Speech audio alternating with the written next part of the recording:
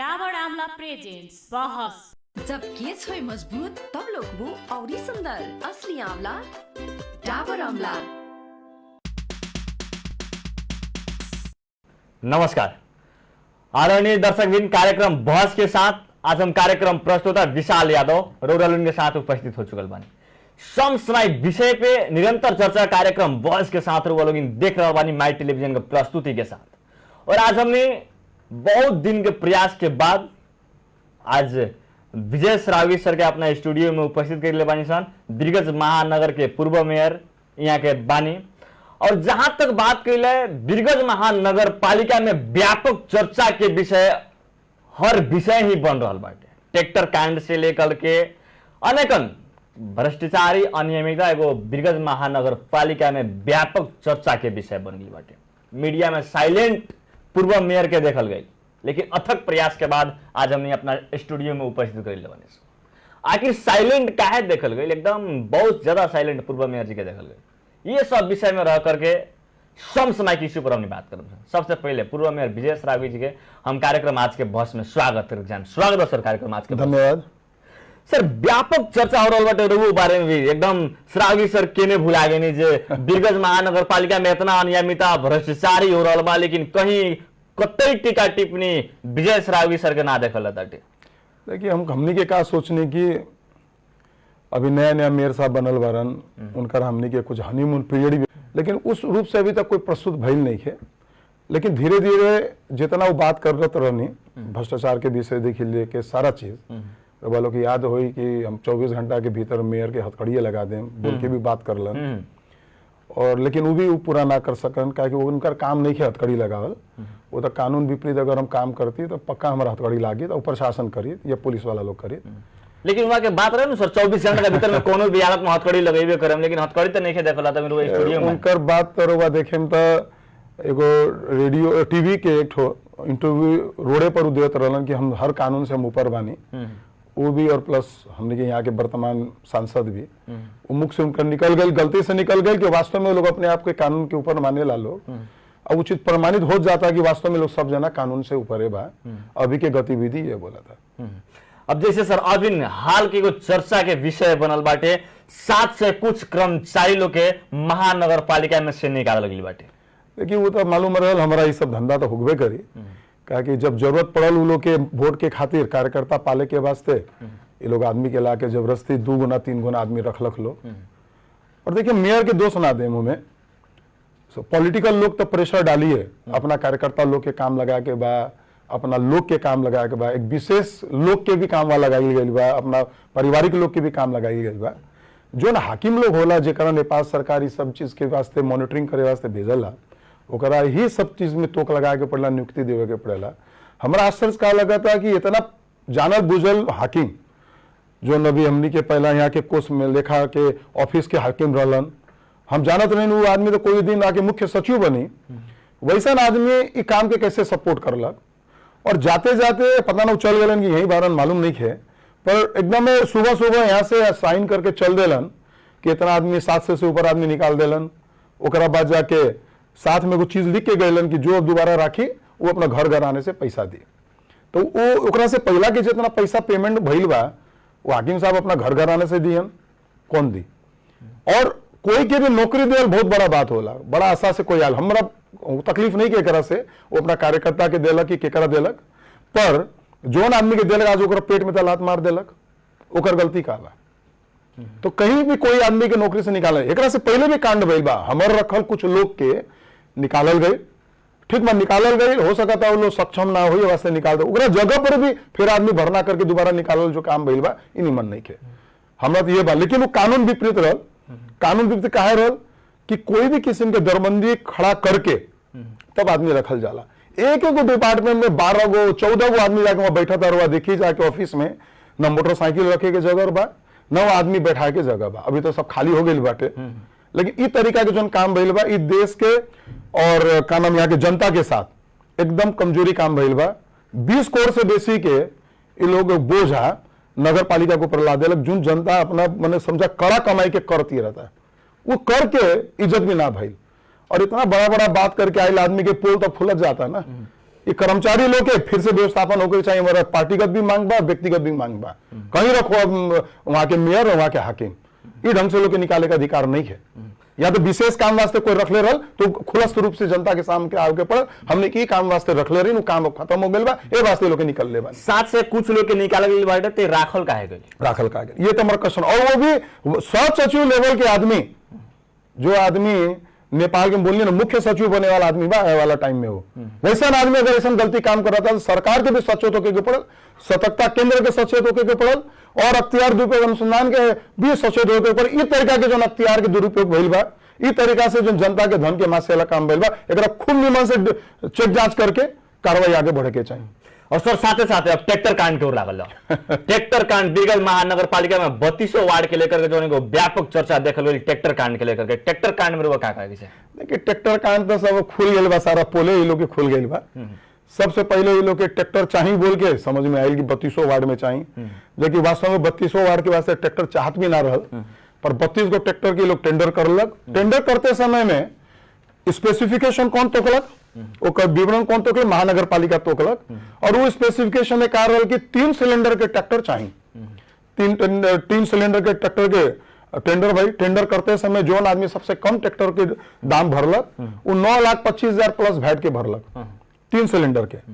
ओकरा बहुत कम मार्जिन में वो काम करे वाला रहल, तो उनमें कमाई अब लोग दिखल ना देखला के बाद ये लोग का चक्कर में लगल कि जोन आउटडेटेड जो ना कहीं नेपाल में कहीं डिमांडे नहीं है, आवते नहीं है, वैसा ट्रैक्टर के 1 सिलेंडर के डिमांड ये लोग करके भेजलक। और वो ट्रैक्टर 9,25,000 में 3 सिलेंडर मिला था, और सिंगल सिलेंडर के ट्रैक्टर लोग 9,50,000 में किन ले बा। सीधा भ्रष्टाचार बा। ओकर कागज सब प्रमाण से भी आयल बा मीडिया में। 5,35,000 में भंसार छूट के आयल सामान 5% में भंसार लगे रहा। कितना बड़ा डिफरेंस में खाए के बाद बेचे वाला आदमी भी एमें काला बाजारी कर ले बा, कि 20% से बेसी मार्जिन लेला के मतलब हमनी के का नियम बा नेपाल में वो काला बाजारी में आवेला। और दूसरा बात का सरकारी संस्था के बेच ले बा, ओकरा और ज्यादा में मतलब बेच ले बा। और वो ट्रैक्टर के बिल वो 6.5 लाख में काटा था, और इस जगह 9.5 लाख में काटा था। अब एमे भी जाके अगर प्रमाण जुटावे के पड़ी और अभी के भी निकाय लोग अगर सचेत नहीं के होकर ये पूरा प्रोसेस में लागत सारा आदमी के भीतर करके कार्रवाई करे के चाहिए, हमारे विचार से अनुसंधान करे के। लेकिन रउआ तो एकदम प्रतिपक्ष में रह के आवाज उठाइए पर नहीं, हमने की आवाज एकदम उठा था चारों, और हमने के भी बोला तानी ये बात के, हमने से जो पूछा था हमने के बताओ तानी। प्रतिपक्ष के रूप में हमने के काम करवा कि संबंधित निकाय के हमने के खबर कर दे के बाद ऐसा बदमाशी भइल बा, और उस चीज में संबंधित निकाय के 400 लेके कार्रवाई में आगे बढ़े के बल। और हमें पूरा पूर्ण रूप से भ्रष्टाचार भइल बा, ये सारा प्रमाणित चीज बा। ये वास्ते ये कहा कि पीएमओ साइट में ऑनलाइन में नहीं काम होला, टेंडर भरवा के करे के काम में काफी लुका के रखी कोई। 9,25,000 प्लस वैट में पहले टेंडर भइल बा 3 सिलेंडर के, बाद में 1 सिलेंडर के ट्रैक्टर 9.5 लाख रुपए में खरीद भइल बा। अब एक से बेसी का प्रमाण दिया जाए। अब जैसे रउआ के 24 घंटा के भीतर में हथकड़ी लगावले कह के जो व्यापक चर्चा बीतल समय में देखल गई, अब रउआ कितना घंटा के भीतर में उनका कार्रवाई करें? अब रउआ बताएं। देखिए हमारा कार्रवाई करे के डायरेक्ट अधिकार नहीं है। अगर हमारा रही संबंधित निकाय के दरवाजा संबंधित निकाय के सब जगह दरवाजा ठुकठका दिल बा, हमारा जरूरते ना पड़ल। मैं पहले से इतना ना उजूरी चल गई बा कि हमने को उजूरी करे के जरूरत नहीं। अब तो संबंधित निकाय के नियत के ऊपर हमने के शंका लागत, अब कार्रवाई काहे नहीं होगत निमन से। एगो तो यहाँ कहा बा कि एगो मतलब समझिए ना कि एगो नस्लवाद वाला भी बात सच बा। अगर ये कोई मधेसी रहित में होगी तो ओकरा कार्रवाई हो जाए, खूब निमन से कार्रवाई हो जाए। पर यहाँ कहा बा कि पहाड़ी आदमी मेयर बा बोल के अब पहाड़ी लोग समूचा यहाँ राज करा था हर एक निकाय में, वो लोग ओकरा कार्रवाई ना करेला। ये चीज बारम्बार जाके बोले नहीं, संबंधित निकाय सब में अड्डा सब में जाके बोले नहीं कि हम एक मधेसी वाला जगह में पहाड़िया बानी मेयर तो नहीं कि हमारा काम करे था। तभी तो जब भी अंगली उठा के बोले लानू मैं चैलेंज कर छू अख्तियार ले आ रहे हेरोस। अब वो चैलेंज करो चीज में जब अख्तियार आंखने के पहुंचा सकत तो क्या बोले जाओ। एक छोटा सा जो पिपरा लिंक रोड हम बनौले रहनी उस समय हमारा टाइम में, ओमे हम कोई बदमाशी ना कर ले रहनी। ओमे उजूरी दिलक यही लोग उजूरी दिलक कि वहां रोड छोटा कर दिल गई बा अपना घर के सामने। ए बाबा इंजीनियर बा, प्रोजेक्ट के इंजीनियर बा, बना के जाके चेक करके देखो ना छोटा बिल बा कि नहीं के भाई। बिना चेक करल वो हमरा बुला के पहले बयान कराई लख लो काया मधेश के आदमी रहनी, मधेश वाले तो जेदिन बुला रहे इतना नस्लवाद के काम आज के दिन में सरकारी करल सबसे होला, ये हम बोले के चाहता नहीं। लेकिन पालिका प्रमुख जी तो कहे नहीं जो हम मधेसिया के बेटा हैं। वो तो कहा लगे जहां जाए नहीं वही के बेटा हो जाए नहीं। वो बीरगंज के बेटा भी वही नहीं, मधेसिया के भी वही नहीं, पहाड़िया के भी बेटा वही नहीं। आज के दिन में देखिए पहाड़ी समाज के कैसन स्थिति बा, आंतरिक रूप से पूर्ण रूप से वहां पर पूरा सहयोग कर चला था सबके मालूम बा। केकरा अधिपत्य बा सबके मालूम बा। आज मधेसी समाज के कब प्रभुत्व बताई ना, कोई गिनते नहीं के कुछ भी।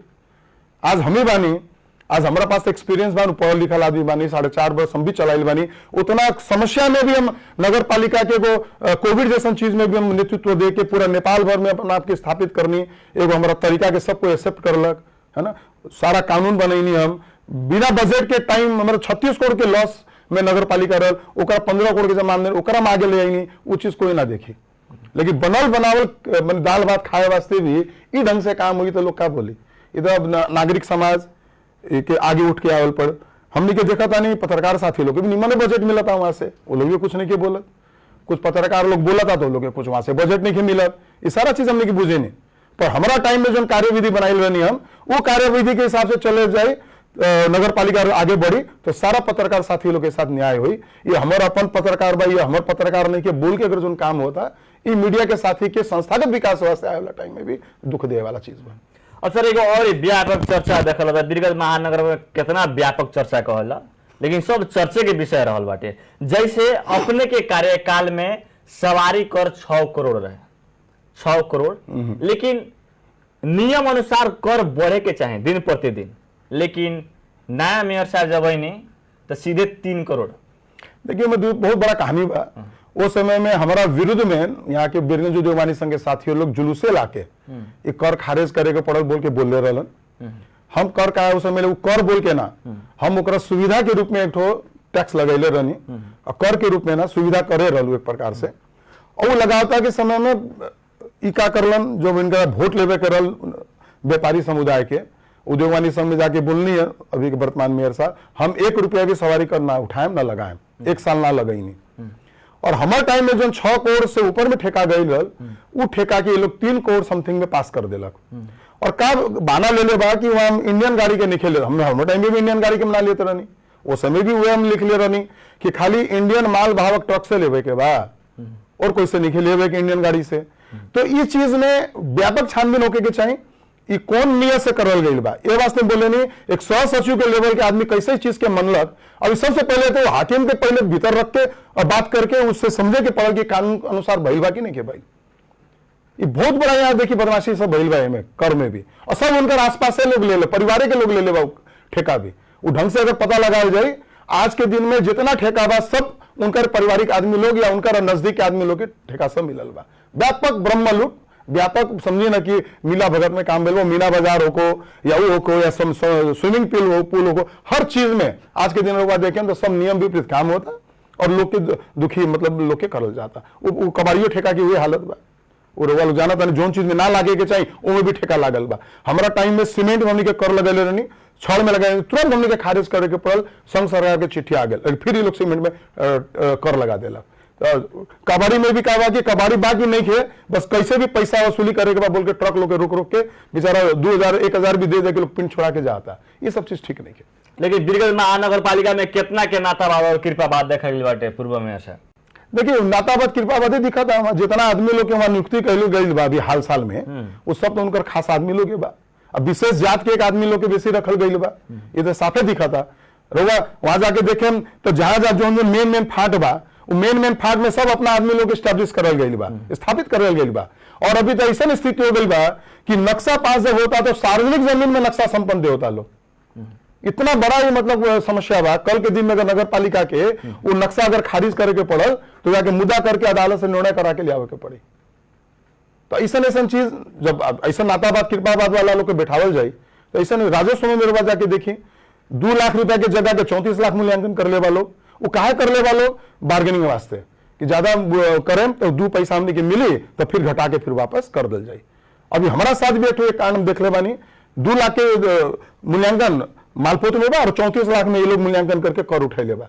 हम तो जाके वहां गलत पैसा देम ना, हमारा वहां पर 34 लाख में कर बुझा के प्रमाण अभी हम रख ले बानी जो इनको रोवालों के चाहिए दे सकता है। लेकिन सर एक और चर्चा कभी देखल गई जे विजय श्रावगी सर ना बोले हमने कितनो कुछ कहलिए तो विजय श्रावगी जी बोलिए ना सकत बानी कह के एकदम साइलेंट रहे वहां कहती नहीं कि हमारे सामना कर सकते कह के ऐसा भी कुछ चर्चा देखल गई मास में।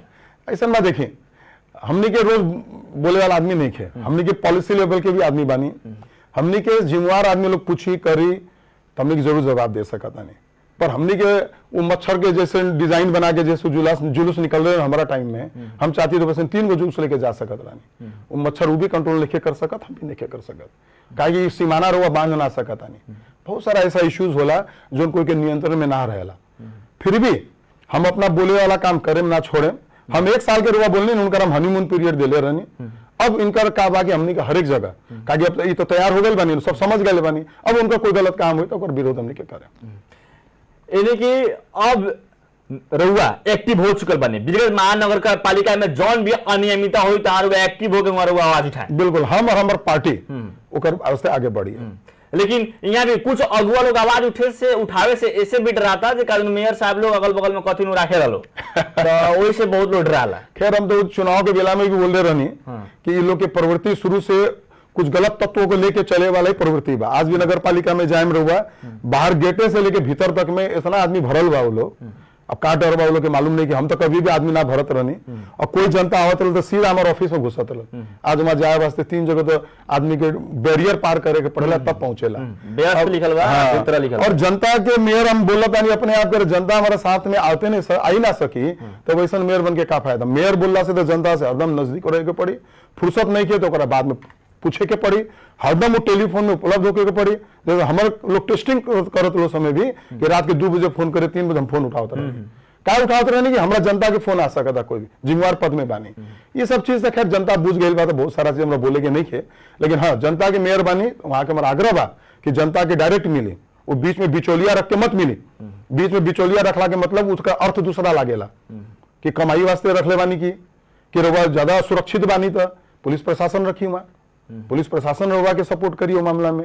जनता घंटों वेट करे नहीं बिरगंज महानगर पालिका के मेयर साहब से भेंट करे खातर घंटों वेट करे नहीं। एक बेर के पीड़ित हम लोग बानी जो अगर आधा घंटा वेट करे के पड़ रहा है आम जनता हमारा से बेसी तो जनता वेट के लिए रहनी लेकिन जनता घंटों दू सिस्टम का लगल बा सर व्यस्त और बाहर भीतर बानी तो व्यस्त बानी ओकरा बाद में बाहर टाइम में व्यवस्था कर ले नहीं वहां 2 बजे से लेके 4 बजे तक बिना अपॉइंटमेंट के रुआ सकता नहीं ओकरा से आगे और पीछे आवे के बाद समय लेके आई एक तरीका रहा। बिरगंज महानगर पालिका में तोड़फोड़ भी एकदम निरंतर हो रहा बाटे चर्चा के विषय बनावे के खातर बालन शाह महानगर में कैलन अपना तो बालन शाह के कॉपी देखल गई बिरगंज महानगर पालिका में जो शुरुआत वहां से भइल और वो कॉपी यहाँ भइल तो यहाँ भी डोंजर लेके घूमल गई तोड़फोड़ करल गई ई तोड़फोड़ के लेकर के रुआ क्या कहे के चाहे। देखिए बालन के काम अगर चेक करल जाओ तो सारा काम अगर कानूनी रूप में करल काम है यहाँ काम भइल बा गैर कानूनी और अख्तियार के विपरीत और अदालत के निर्णय के विरुद्ध। अदालत बोलल चीज में भी यहाँ जो पहला ओकर डिसीजन सब भइल बा ओकर विरुद्ध में काम भइल बा।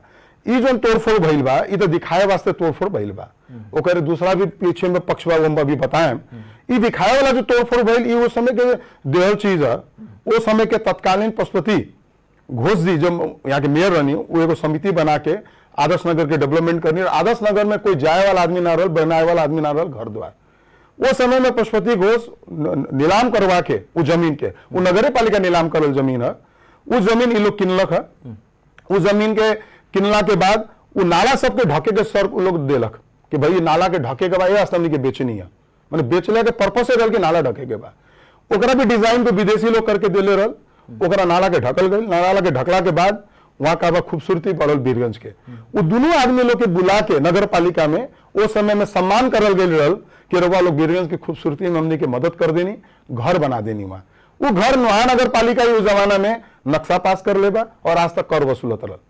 ये पहला बात समझे और ओकरा तोड़ा गल भइल गैर कानूनी तोड़ाई भइल बा पूरा वो तो वो लोग अदालत जाई वो लोग अपना मुआवजा मांगी या जो कार्रवाई करी वो तो वो लोग के पक्ष के बात बा पर हमने के सहानुभूति बा पक्ष लोग के साथ जेकरा कोई गलती ना होते हुए मेयर के बोलते बोलते रोकते रोकते खाली अपना बदमाशी में वो ओरा तोड़ के रख देनी कोई के भी संपत्ति तरह से तोड़ल ना जाला। हमारा टाइम में भी हमारा एक बात आई रहल कि सब तोड़े के पड़ल ना वो तो नाला हमने के वहां कहाँ रह गई बा अब नाला के तो मोड़ दे गई बा एडीबी वाला पहले मोड़ देलक वो टाउन से घुमा देले बा और ओकरा बाद छोटा नाला से भी काम चल जाई उतना उनमें पानी बगे वाला काम ही नहीं किया फिर भी जबरदस्ती काय करल गई।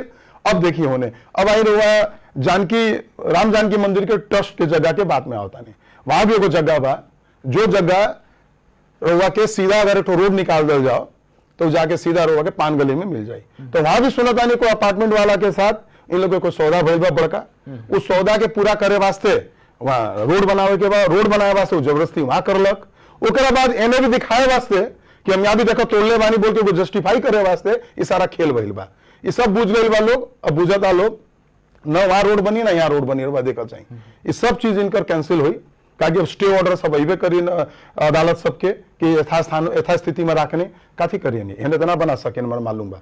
हाँ उन्हें बना सकत आड़न वो तो निमन बा बाद में कि रोड बनाओ जा, लेकिन ओकरा ट्रस्ट वास्ते ट्रस्ट वाला लोग के साथ वो लोग के साथ बैठ के एगो रोड निकालना से हमने यहाँ डेवलपमेंट हो जाता, वो लोग से आराम से भी तो ले सकता है ना आदमी। अब बाकी जमीन अपना ट्रस्ट काम में ली, वो बाकी जमीन भी घेर घार कर ले बानी, वहाँ का नाम बा कूड़ा रख ले बानी ले जाके, वो बड़ा खूबसूरत बैल बा बीरगंज अभी। और ओकर आगे में फल वाला लोग जबरदस्ती बैठा था काहे कि वो माई स्थान से सबके दुकान उकान रोजगारी हटा दिल बानी। आज जो माई स्थान वाला लोग की क्या गलती बा बताई, वो सबके रोजगार खत्म कर दिले बानी। वन वे वाला रोड में पार्किंग नहीं है और डबल वे में पार्किंग बा। ऐसा कहाँ कहाँ ये सब कानून बा और कैसन कानून बा, हमें क्या प्रशासन देखा था और क्या देखा था, तो मैनेजमेंट की चीज है कि कैसे मैनेज करल जाओ। तो यहाँ क्या बा इनका कुछ लोग के ठेका कम दिले बानी, वो पार्किंग के ठेका सब वो कमाए वास्ते अब जबरदस्ती बंद कराए वाला काम सब होता। अरे जहाँ फरा किलो जगह बा जहाँ रख सका तो हमारे देवे के चाहिए ना। अब आदर्श नगर से लेके ये माई स्थान से लेके रहा के मकालू चौक तक वहाँ एक साइड में से मोटरसाइकिल रखने से क्या फर्क पड़ी, लेकिन अब जाके देखिए टू वे जो ट्रैफिक बा अलखिया मठ से लेके बिरता तक वहां फिर सब रखा था, सब करा था। तो ये कौन टेक्नोलॉजी से काम होता, केकरा सहयोग से होता, कितना लोग यहाँ व्यापार ऐसे नहीं कि उठी बास करवा दे बानी, ये चीज ठीक नहीं है। जैसे सर रुआ कौन एक कानून विपरीत जितना भी वीरगंज महानगर पालिका में तोड़फोड़ होल बाटे, उस सब कानून विपरीत होल बाटे एकदम अभी तक के कानून संबंधित निकाय के बात कही जाए रुए जैसे बात की अख्तियार से लेके अदालत तक ले, तो संबंधित निकाय के मौन काहे देखल? संबंधित निकाय कोई मौन नहीं है। अब जेकरा के देखिए मैं टाइमे ना दे रख लो, मैंने 4 घंटा के टाइम दे के 6 घंटा के टाइम दे के तोड़फोड़ भइल बा। बैंक जैसे चीज में संवेदनशील बैंक रहल ओकरा 2 दिन के भीतर वहां से खाली करे के पड़ल। एगो होटल व्यवसायी जो रहल जेकरा घर रहलू ओकरा वही के ओकरा पेट चलत रहो, परिवार पलत रहल, ये भी ना देखल लोग, तोड़ तो 2 लाख लोग। अब वो लोग अपना हिसाब से अदालत सब में गई बाबा अदालत जो निर्णय करी बाद में हुए करी, लेकिन हमारा मालूम है आए वाला टाइम में वीरगंज महानगर पालिका के सारा क्षति बेहोरे के पड़ी वो तोड़ फोड़ के और जगह के संबंधित निकाय एक्शन ले सकता, बिल्कुल एक्शन लेवे करी। वो तो लेवे, देखिए अदालत में प्रमाण से बात काम होला। अदालत में जितना प्रमाण गई बात जो हम उस समय में देखने जब मेयर रहनी उस समय भी हमारे पास कानूनी राय हम ले ले रहनी कि ये तोड़े के मिली के नाम ले कानूनी राय सीधा ये आई रहल तोड़े के ना मिली, अगर तोड़े के बाद जगह प्राप्ति है अनुसार जगह लेवल जाओ तब जाके तो हमने के तोड़ सकता। लेकिन पावर और कुछ के बल पर का बहुत टाइम से कौन चीज पर एक्शन होकेला, वही से हम कहने जे संबंधित निकाय कितना फास्ट एक्शन में आ सकता। संबंधित निकाय तो देखिए अगर एगो गुंडागर्दी शैली में करे के बाद ये फास्ट एक्शन एकरे बोलल जाला, वो तो तोड़ देलन जेकरा क्षति भइल बा वो लोग तब का करी जाता, वो लोग तो लड़ नहीं सकती गुंडागर्दी के विरुद्ध में, तो वो लोग अपना जगह पर गइल बा, अदालत में केस लेके गइल बा। अब जो निर्णय देखल जाओ, अब हो सकता मेयर साहब के भी ये दिमाग में हो तो 5 बरस मेयर रहबे कर रहे हैं वो तब तक हम चले जाए और जो आई दूसरा एक बिहोरी। वास्तव में मेयर के ऊपर तो मान लीजिए केसों करल जाओ तो भी मेयर के कितना दिन केस चली, वो तो वहां के वो संस्था की जिम्मेवारी होला ना। लेकिन हमें क्या देखल गई प्रशासन में मुख्य दर्शक बन के बैठल, वो सीडीओ को या एसपी साहब को वो लोग के पास भी प्रमाण गई रहल, वो लोग कहा प्रमाण के ध्यान ना दिलक, जब सीडीओ के जिला के जिम्मा रहेला एसपी के भी देखे के पड़ेला प्रमाण, कोई भी काम एक्शन लेला से पहले। हमरा याद बा जब हम पहले बोलत रहनी ये बात के कि ये चीज हमन के तोड़े के बा गैर कानूनी बा, उस समय सारा प्रमाण खोजे सीडीओ साहब और एसपी साहब। आज प्रमाण काहे ना खोज लग लोग, और जब प्रमाण जाके देलक लोग तो काहे ना लोग रोकलक गैर कानूनी बा बोल के। मैंने मेयर अगर तोड़ा था तो सब कानूनी हो जाए, ऐसा ना होला। गैर कानूनी काम भइल बा, अख्तियार के विरुद्ध भइल बा, और इस सभी लोग में दोषी बा प्रशासन से लेके रउआ नगर पालिका तक। लेकिन अब बात के लिए आदर्श नगर के पुराना बस पार्क के लेकर के भी चर्चा ही देखल जाता है। आदर्श नगर के जो पुराना बस पार्क बाटे रउरा कार्यकाल में अलगे चर्चा देखे के मिलल और यहाँ के कार्यकाल में अलगे चर्चा देखे के मिलता, एमे कथी का मतलब? देखिए पुराना बस पार्क में वो थोड़ा आइसोलेटेड जगह भी बा, अलगे बा। हम बीरगंज में जब भी घूमे नहीं यहाँ चाट पकौड़ा सब बहुत सारा ठेला में खाए के एगो प्रवृत्ति बा बाजार में, लोग सांझ पड़ेला तो वहां जावेला खाएला पिएला, तो जगह जगह एगो गंदगी, जगह जगह आदमी असुरक्षा और सारा कचरा का होत रहल कि वही खाए पिए में जात रहल। वो समय में हम का एक विचार लिए नहीं कि हमने के वहां एक पुरनका बस स्टैंड में एगो स्टॉल वाला सिस्टम बना दिल जाओ, क्यूअर्स बोलल जाला और इंग्लिश में, जगह जगह बड़ा बड़ा शहर में भी होला खाए पिए वाला जगह विशेष बना दिल जाला। तो हमारी इच्छा रही कि सारा ठेला के हमने के वहां भेज दी, और वहां भेज के वो ठेला वाला लोग मतलब हो रहा तो नियम में लाके और एक स्वस्थ खाना वहां हमने के दिए की व्यवस्था करी और वहां लोग भी जावे तो सारा लोग एक जगह इकट्ठा हो सकता है को बीरगंज के लैंडमार्क हो जाए आवन आदर्श नगर वाला पुराना बस स्टैंड में हम यही हमने की चाउचौ खा जाए मोमो खा जाए बोल सकता था लोग। लेकिन हमारा अवला के बाद निकलना के बाद वहां से नया मेयर साहब आई नहीं हम देखनी एक दिन ध्रुव साहब जी के टीवी में बड़का बड़का भाषण देनी हम रोक दिल बानी हई कर दिल बानी हो कर दिल कथी बोलनी कथी बोलने हम सोचते नहीं एक बार पूछिए तो सरी कि काहे हमने के बनाते रहनी ना पूछलन पर अब आके वही जगह पर काम होता अब का बात मिला के काम होता वो तो मेयर साहब जानिए वो लोग जानिए लेकिन वो काम निमन बा अगर उस सोच के साथ होता जो सोच से हम ले आए बानी अब वह दुकान पगड़ी में उठा के लोग से बड़ा बड़ा पैसा लेके अब बेसी पैसा लेके जैसे मीना बाजार में धंधा होता अभी अगर वही काम करे के बाद तो फायदा ना भाई वो ठेला लगा फिर ठेले लगाई वहां चलना के मतलब कहा कि सारा बीरगंज के ठेला बंद हो जाके चाहिए एक इलाका विशेष के माने आदर्श नगर माई स्थान और लोहार पट्टी जितना चलता है सब ये सब बंद होके वहीं शिफ्ट होके चाहिए। अब केकरा देवता लोग वहां दुकान कपड़ा की दुकान खोली कि फल फूल की दुकान खोली लो और किराना की दुकान खोली पता नहीं है वो तो जब खुल जाए तब पता चली इनमें भी विवाद आई हमारा मालूम आए वाला टाइम में कहा उनमें भी कार्यकर्ता लोग दिलवाए के बा कार्यकर्ता लोग के पोसे के बा ठीक बा कुछ मतलब दबल कुचल आदमी बहुत लोग होला कार्यकर्ता भी होला वो लोग के देव वो लोग के जीवन उकासो जहां जहां ठेला सब लागत वो लोग के बुला के पहले बोलल जाओ कि भाई तनी के वहां अनिवार्य रूप में दुकान सारा लोगिन तब जाके ओकर वास्तविक उपाय देता हो ये हम बोले के यानी कि ओकरा के भी सिस्टमिक तरीका से संचालन में ना ले आ सकोला त बिहान भइले मेंशन भी एगो लागत है संभावना बा संभावना सब जगह तो मिलो मत के धंधा चालू बा ए वास्ते हमरा विश्वास नहीं है कि जोन सोच के हमने के जोन उस समय के नगर सभा और कार्यपालिका पास कर ले वो सोच अभी पूर्ण हुई। जैसे अभी भी एडमिशन के टाइम में अनेकन कॉलेज में धामाधम सीलबंदी कही जाता है लेकिन एक एगो सिस्टम के तरीका से एडमिशन के बादो तो कर सकला चाहे एडमिशन से पहले भी तो कर सकला जौन विद्यार्थी एडमिशन फी तिरले हुई वो विद्यार्थी अब कहाँ जाए।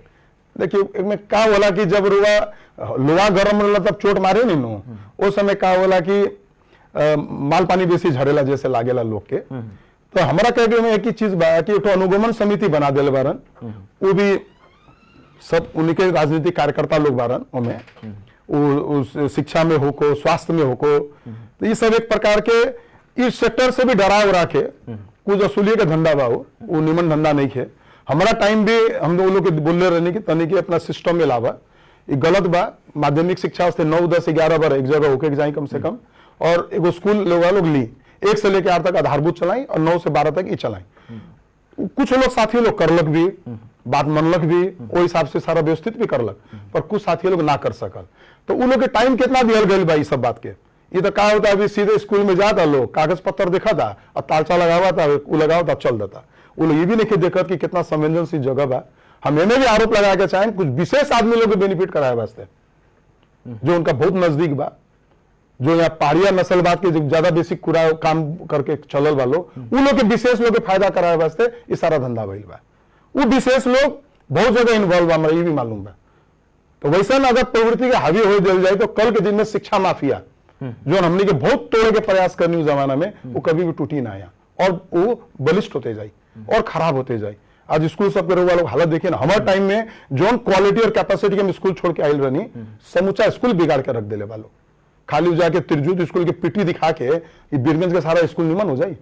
लेकिन इंग्लिश मीडियम तो बना बीरगंज जबरदस्ती बनाई गई बा कोई बच्चा हुआ स्कूल में इंग्लिश मीडियम ना पढ़े के चाहे तो जब दूसरे स्कूल जाइए आज गांव में मान ली इंग्लिश मीडियम हम दे देता है तो गांव के बच्चा कहाँ ही पढ़े वास्ते अरे दोनों पढ़ाई चलो तो चले दे के छात्र कोई दिक्कत ना रहा में सुबह उन्हीं के इंग्लिश मीडियम चला शाम के दिन में वो लोग अपना नेपाली मीडियम चलाते रहो और एक ही जगह नजदीक में पिपरा स्कूल और नर्सिंग स्कूल में इंग्लिश मीडियम दोनों बड़का स्कूल के बना दिल गए और वहां के बच्चा नेपाली मीडियम पढ़े के चाहते तो कहाँ जाइयो तो श्रीपुर आवे के पड़ी या और श्रीपुर से नहीं आवे के पड़ी तो ये सब निर्णय जो भइल बानो वैज्ञानिक सोच के साथ नहीं किया भाई हमारा लागत नहीं कि वहां शिक्षा शाखा के भी चलता आज के दिन में जो मेयर साहब लोग वहां सोचता नहीं वह काम होता है इस ढंग से शिक्षा के लोग अगर खिलवाड़ महानगर के संपूर्ण शिक्षा के ही बात की बीरगंज महानगर पालिका में जितना भी विद्यालय रहल बाटे सामुदायिक विद्यालय जितना भी रहल बाटे इस सब विद्यालय में जौन एगो और कुछ दिन पहले बीरगंज महानगर पालिका में शिक्षक लोग आंदोलित भई रहे सरुआ के लेकर के यहाँ से उठावलता होने पिठावलता मिलावलता शिक्षक भी बढ़िया तरीका से वहाँ नहीं खेल मैंने पुगे सकत व्यवस्थित नहीं हो सकत जैसे कुछ दिन पहले बीरगंज महानगर से ही लागल जितना नेपाल सरकार के अनुसार जितना ही सरकारी कर्मचारी सरकारी शिक्षक लोग के जितना तलब मिलता ओकरा से आधा तलब मिले के चाहिए, हम तो भरना करम लोग, ऐसा भी बात है। लेकिन फिर भी वो शिक्षक लोग काम करता, लेकिन फिर भी शिक्षक लोग काम करते हुए यहाँ से हुआ एगो सहुआ पी लेता टे। ए पर भी अब शिक्षक लोग भी अब देखा नहीं एक जो एगो नायका विधेयक के लेके आए के लेकर के अब आंदोलन में भी जा रहा बाटे लोग। शिक्षा की अवस्था बहुत नाजुक देख रहा था पहले। ऐसा बात है कि शिक्षक लोग यहाँ के पहला भी हमनी के टाइम में भी सरुआ भइल, वो समय भी विवाद भइल, ऐसा ना भइल रहल कि ना भइल रहल। हमनी के वो समय में व्यवस्थापन भी करनी साथे साथ। कुछ शिक्षक लोग के समस्या रहेला, कोई मोटरसाइकिल ना चलाए के जानेला, कोई साइकिल ना चलाए जाला, कोई के आर्थिक अवस्था ऐसे नहीं है, कोई घर के अकेला होला, कोई के घर में बीमार आदमी लग रहा, बच्चा लोग देखे के पड़ेला, बहुत सारा चीज देख के काम करे के पड़ा। पर अभी के जो सर्वा सब भइल, चुन चुन के सर्वा भइल कि ये कौन केकरा नजदीक बा, ये केकरा से टाढ़ा बा। तो ये धंधा जो भइल बा ओकरा कारण से बहुत सारा शिक्षक साथी लोग के तकलीफ भइल बा, आंदोलन भी भइल रहल। कुछ वही बीच वही भीतर में कुछ ऐसा लोग भी होला कि जाके फिर कुछ ओकरा आर्थिक लाभ हो जाला, कोई बेनिफिट हो जाला तो जाके ओकरा समर्पण भी कर देवेला, वैसे भी काम भइल बा। लोग डरे भी ना बोलेला। आज शिक्षक के इज्जत कितना बा, प्रधानाध्यापक की इज्जत का बा, वो तो रवा कहीं पूछे वहां जाके तो कौन भाषा में वो लोग से बात होला। हम आज बोला था नहीं, शिक्षक मेयर से बड़ा आदमी बा, मतलब बच्चा लोग को शिक्षा देख के एक गुरु बन के वो काम करेला, लेकिन वो लोग की इज्जत नहीं है आज के दिन में। न विद्यार्थी लोग की स्थिति अच्छा बा। आज वहां जाके रवा देखी जो नभी खाजा की व्यवस्था भइल बा, उपस्थिति 20% नहीं है, 80% 100% खर्चा होता। मतलब इतना व्यापक भ्रष्टाचार अभी बढ़ल बा चारों ओर, जेकर हिसाब नहीं है। लेकिन कहा बा कि शिक्षा के क्षेत्र ई ढंग से अगर हमने के संबोधन करें और अब एसएससी परीक्षा भी ना लिया जाए बोल के उन्हें का विधेयक में प्रस्ताव बा, अब बच्चा के क्वालिटी का हुई। एक तो वैसे चीट के दुनिया भर के काम होला, हर एक इंस्टीट्यूशन की यह हालत बा, रोक सकत नहीं खेलो। अभी तो सुनता नहीं बड़का बड़का नेता के परिवार के लोग भी चीट करत पकड़ाई रहल, उनमें भी आंदोलन भइल कुछ, है ना। तो ये सब चीज के एक तो अवस्था कहा जाता है कि जैसे तैसे अपना आदमी लोग के पास करा के बा और एगो निमन जनशक्ति निके निकाल। फिर हमने के गाली करें कि मधेश के शक्ति आगे ना बढ़ेला, तो मधेश से शक्ति आगे बढ़ी कैसे जब यहाँ निमन सदाचार के साथ एग्जाम ना हुई, निमन आदमी लोग के आगे बढ़े ना देम, निमन शिक्षक लोग रहे ना देम। अभी जो 50% जो शिक्षक रखाइल बा, उस शिक्षक रखे में कितना बदमाशी सब हिल बा, और कौन क्वालिटी के शिक्षक साथी लोग गई बा। एक बार जाकर लोग पढ़ाई के तरीका सूक्ष्म रूप से देखिए ना, अपने समझ में जाए। सारा आदमी खराब नहीं है, पर हमें मैक्सिमम आदमी लोग के ऐसा ले आयल गई बा जो आदमी के पढ़ाई जानते नहीं है, ऐसा समस्या बा। खैर इससे हमने के आने वाला भविष्य तो बर्बाद होके थे बा, और लोग के अब कुछ दिन के बाद सब चीज का असर कुछ दिन के बाद आवेला, आज ना आई। अब आने वाला टाइम में पता चली कितना परसेंटेज में एग्जाम होता, कितना परसेंट लोग पास करता और कौन नंबर से पास करता। गए 5 बरस के रिकॉर्ड परसेंटेज के देखल जाओ, अब के परसेंटेज देखल जाओ, अपने समझ में आ जाए शिक्षा के क्वालिटी सुधरल बा कि बिगड़ल बा। अब जहां तक बात के लिए सर, अब हमने शिक्षा से अब प्रश्न हम यहाँ से क्रॉस करके चाहे अब रोड पर हमें लागल जाओ, भौतिक पूर्वाधार से लेकर रोड पर लागल जाओ। बीरगंज महानगर पालिका में भौतिक पूर्वाधार के बात कही जाए, जौन सड़क भी बनल बाटे, सड़क की बात करें विशेष करके घंटा घर से लेकर कोने कार, ओकरा बाद में जितना भी बीरगंज महानगर पालिका में बाईपास रोड में इस सब में बत्ती लागल बा, और ये बत्ती आधा से ज्यादा फ्यूज हो गई बा बहुत ही कम समय में। एमे देखिए का बा कि सड़क सब बनल, निमन बनल, हमारा टाइम में मैक्सिमम सड़क बनल। अभी थोड़ा ड्रेसिंग के काम भइल बा, कुछ सड़क उड़क के मिलावल गइल बा, कुछ करल गइल बा। वही केंद्रीय बजट कुछ भाट बटनी के साउ बना देलक, कुछ केंद्र के बना देलक, कुछ नगर पालिका कर देलक। बत्ती 14,000 बत्ती हम अपना टाइम में उजालो बीरगंज अभियान अंतर्गत एगो प्रोजेक्ट हम बनैले रहनी। सारा बत्ती निमन बा। 7 बरस से पहले कोई भी बत्ती उन्हें खराब होए वाला नहीं है। 5 बरस के भीतर खराब हुई तो ठेकेदार के पूरा बत्ती बदल देवे के बा। इतना तक हमनी के कॉन्ट्रैक्ट कर ले बानी। वो तो मेंटेनेंस चाहिए ना, आदमी तो भरना कर ले बा, लेकिन मेंटेन करे क्वालिटी के तो आदमी होके पड़ल ना, ओकरा बुद्धि तो होके पड़ल कि कैसे ओकरा बनाए के बा, कैसे चलाए के बा। वहाँ एक इंजीनियर बा, बहुत निमन इंजीनियर बा, हमारे टाइम में ओकरा हम करार में रखवाइले रहनी। वो इंजीनियर के काबिलियत के हिसाब से आदमी लेके अगर आज काम करो, एक भी बत्ती फ्यूज ना रही, नहीं बत्ती बिगड़ल रही। बहुत निमन क्वालिटी के बत्ती लागल बा, हमारा मालूम बा इस चीज के, लेकिन इतना भी मेंटेन नहीं कर सकत, तो कमजोरी बा ना। अब कुछ जगह के बत्ती जानबूझ के बनावा बुतावल जाला कि वहां संगठित अपराध होता रहो। पहले बाईपास में रहो के 40 फीट के रोड में रहो के याद, वो जमाना में लूटपाट के घटना होता रहा, वो बत्ती बुता दिल जात रहा। कुछ बत्ती के बुतावल जाला के तस्करी चालू रहो लोग के, वो भी एक कारण होला। बहुत सारा कारण होला इस सब के। बीरगंज महानगर पालिका में बहुत ज्यादा दिनों के दिनों मोटरसाइकिल चोरी अब बढ़ गई बा, ए पर भी एगो अलगे किस्म के चर्चा उठ रहल बाटे मोटरसाइकिल चोरी पर। लेकिन मोटरसाइकिल चोरी तो ये आज से नहीं हो, बहुत पहला से लेकिन अभी बढ़ल बा, कभी बढ़ा था कभी घटा था।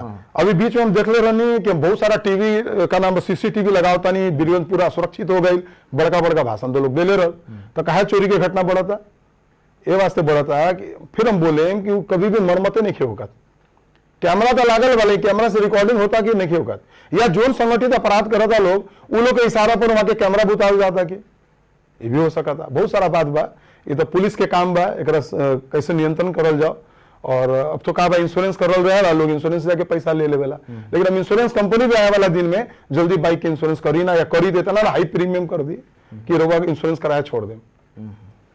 अब जैसे सर बीरगंज महानगर पालिका में 32 गो वार्ड बा, 32 गो वार्ड के लेकर के अब शंकर आचार्य गेट से लेकर के प्रतिमा चौक तक ले बीरगंज महानगर पालिका का भी सीमित देखा जाता है। 1 साल के कार्यकाल में बीरगंज महानगर पालिका के इतना जगह पर सीमित किया जाता है, और गलती से प्रमुख जी कहीं चल बानी तो वहां के वीडियो जौन सराहनीय काम है, जौन वीडियो एकदम टिकटॉक से लेके सामाजिक संजाल में वायरल किया जाता है।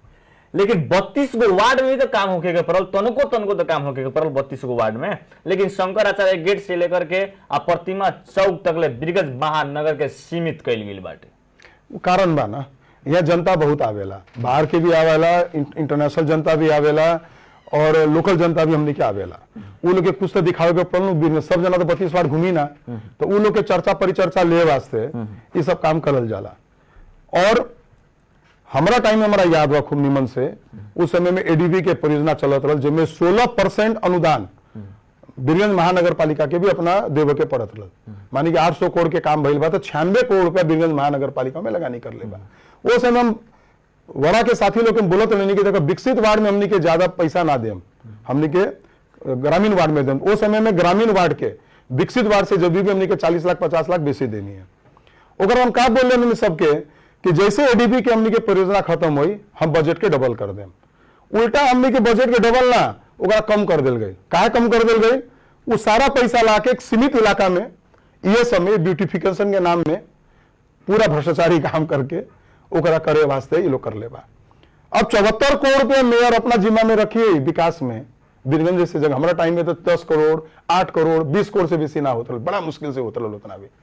तो तो बात समझ में आता। अब जो के चाहे वार्ड में, जहां ग्रामीण वार्ड में जो महानगर पालिका के मौ भी नहीं खे, वो गांव पालिका से भी बदतर बा, वहां ज्यादा पैसा देके वहां विकास करे के चाहिए, जो कि हम कर ली अपने टाइम में। आज रोबा जाके देख ली जितना रोड बनल बा, पिच रोड अभी तक बना था, कुछ काम सब होता है, सब हमारे टाइम में लिया सब काम बा, अभी तक होता है सब काम। अभी इनका टाइम पे तो कोई काम ही नहीं के भइल। हाँ भइल बा, लास्ट आवर में जाके प्रदेश सरकार से पैसा ले आवे के और पैसा के काम ना करके लिपा पोती करके सब बजट खा जावे के, ये धंधा भइल बा।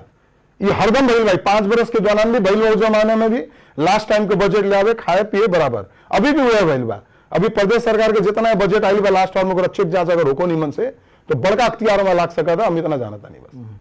अब जैसे रात्रि मेला के लेकर के बात करें, बीरगंज महानगर पालिका में ये चर्चा के विषय कुछ दिन रात्रि मेला पहले महीना के अंतिम दिन 2 दिन रात्रि मेला लगावल जाता रहे, लेकिन वो रात्रि मेला जनमत पार्टी वो ज्ञापन पत्र बुझेलक, वो ज्ञापन पत्र बुझेला के बाद में रात्रि मेला ही अब बीरगंज महानगर में नहीं खेला। देखिए उनमें कहानी बा, कुछ इनका बड़ा समस्या का बा कि बहुत सारा कार्यकर्ता पाले के बा, कुछ एमे भी कार्यकर्ते पाला के वास्ते उन लोग के कुछ काम दे वास्ते एक तो काम चालू कर ले रहलन।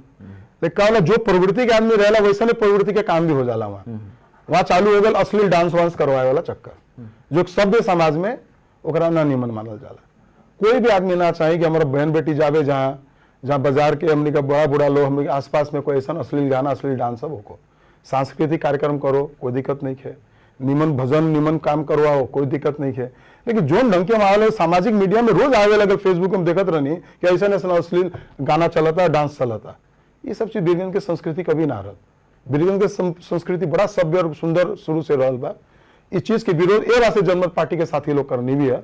हम लोग के धन्यवाद दें और लोग के साधुवाद दें कि कम से कम गलत प्रवृत्ति के रोल लगाई ना, मेला कितना लगाया के बा, पर ओकरा क्वालिटी से लगाई, एगो बीरगंज के संस्कृति के मेल खाए वाला काम करी। हमने के बहन बेटी अगर वहां जाता तो उन लोग के भी मतलब खड़ा होकर के वातावरण होकर के पड़ल ना, ये चीज के थोड़ा विरोध ए वास्ते भइल बा। ना तो प्रयास शुरू कर ले निमन प्रयास रहे, भले कार्यकर्ते पाले के रहल, लेकिन निमन काम कर रही थी तो ज्यादा सफल भी हुई थी चीज।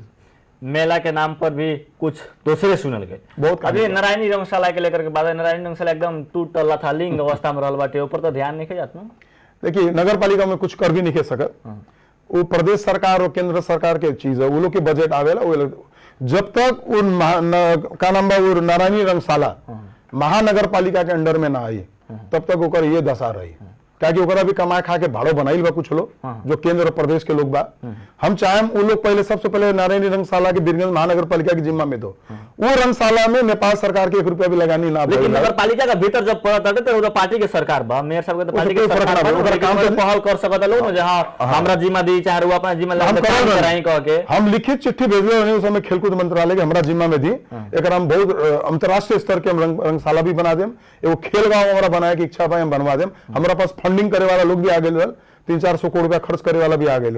वो देखिए वो नेपाल सरकार के बनावल चीज नहीं है, वो बीरगंज के व्यापारी लोग, बीरगंज के जनता लोग वो जमाना में 100 रुपया में जो माल आयत होत रहल उसमें 10 पैसा कर दे के बनावल चीज है। उतना चीज भी बीरगंज के स्वामित्व की चीज आज तक केंद्र सरकार और प्रदेश सरकार जिम्मा ना लगा सकल, तो लोग नियते गलत बा। आज होने जान रहा तो भरतपुर में सब चीज जिम्मा में बा, पोखरा में सब चीज जिम्मा में बा, पर यहाँ काहे नहीं है। एकरा में भी षड्यंत्र रही बा कि लोग के कमाए खाए के बा, ऊपर वाला लोग भी तो कुछ कमी नहीं करी ना, लोग वही धंधा में सब लागल बा। हमारा आग्रह बा फिर ये टीवी के मार्फत हमारा बात जाओ नेपाल सरकार के, ये नेपाल सरकार के कि ये चीज बीरगंज के संपत्ति है, बीरगंज के लोग बने बा और यहाँ के महानगर पालिका के हस्तांतरण होके के चाहिए। अब सर पहले के रौरा कार्यकाल के राजस्व के बात कैला, अभिन के कार्यकाल के राजस्व के बात कैला, पहले के राजस्व से लेकर अभिन के राजस्व बीरगंज महानगर से कितना उठ रहा बाटे? देखिए हम जब वहां प्रवेश कर ले रही तो 15 करोड़ रुपया करीब करीब वहां के राजस्व उठती रहल। बाद में बढ़ के हमने के छोड़ते छोड़ते तब तक 64 करोड़ रुपया से ऊपर चल गई रहल। अभी कितना उठा था हम तो बजट में ना देखनी है, पर वहां राजस्व में बढ़े के जो चीज चाहिए उन्हें के बढ़त काय की वहां दूसरा धंधा चला था, वो हमारे टाइम में भी होत रहल। वो समय हम जो भी स्टाफ ऐसा करत रहा बोल के रोकवाइल बानी, कुछ लोग के वहां से हटाइल बानी।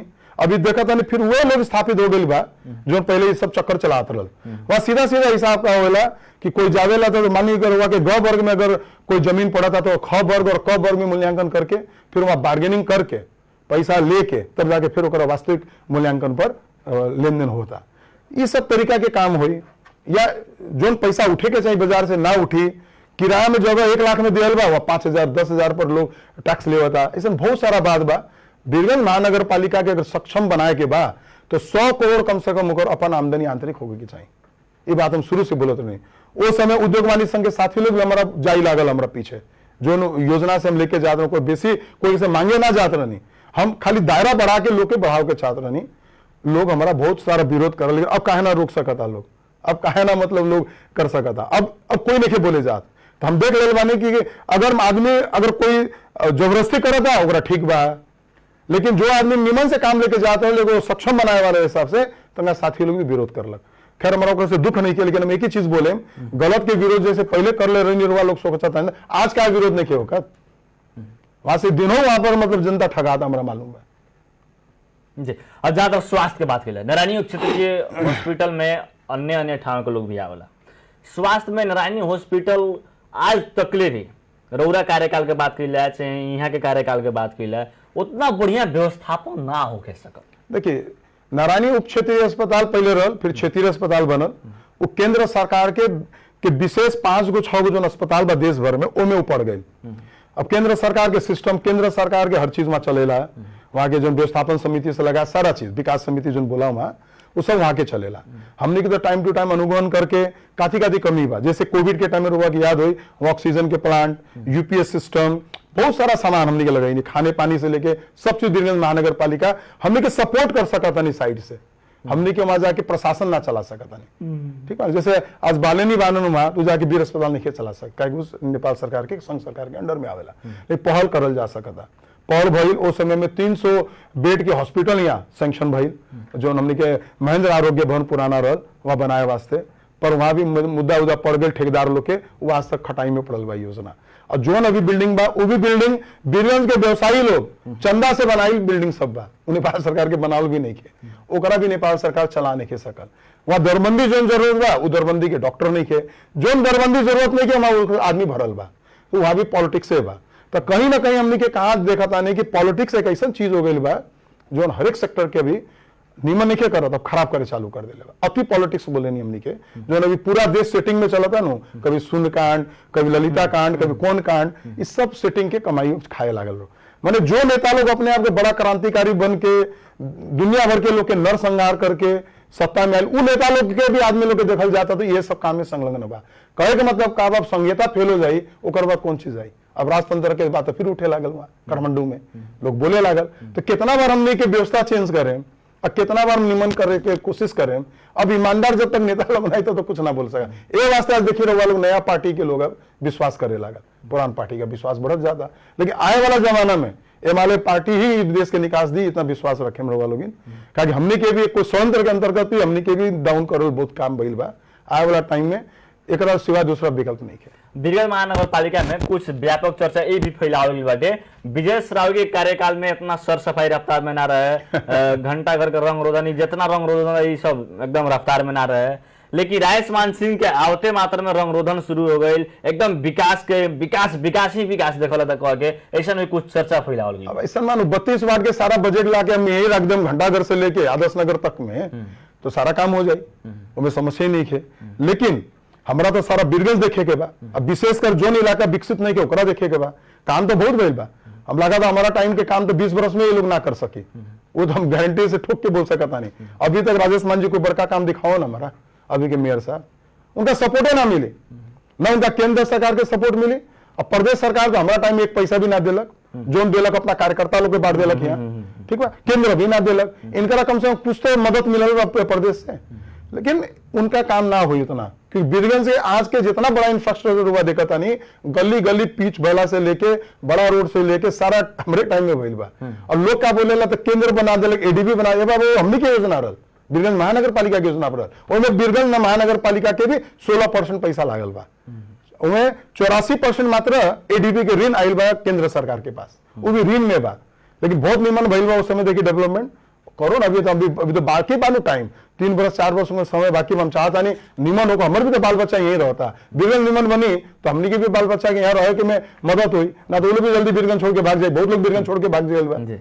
अब जैसे सर बात की है बीतल समय में रुआ जसपा से एमआलए से जसपा से फिर एमआलए, लेकिन आवे वाला दिन में अब जैसे और भी चर्चा देखी मिलता फिर बयान मिले दिन में जसपे में आम कह के ऐसा भी कुछ साथी लोग चर्चा कर रहा बाटे। ऐसा ना जसपा तो मोदी भी ना छोड़ले रहनी, हमारे छोड़ला के सारा कारण बता दिल बानी, एक व्यक्ति विशेष के कारण हम पार्टी छोड़नी है, सब कोई जाना था।